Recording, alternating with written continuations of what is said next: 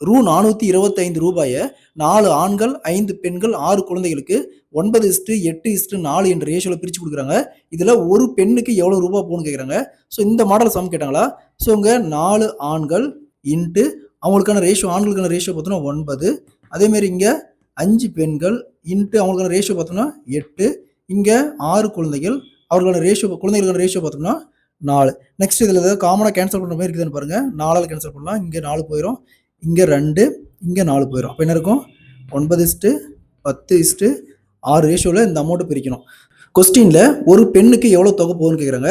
So பெண்களுக்கான ratio பார்த்தோம்னா 10 வகுத்தல் மொத்தமாக அதை ஆட் பண்ணால் 9 + 10 + 16 25 இன்ட்டு மொத்த தொகை 425. ஸோ அதை அப்படியே கேன்சல் பண்ணால் 17 × 10 170.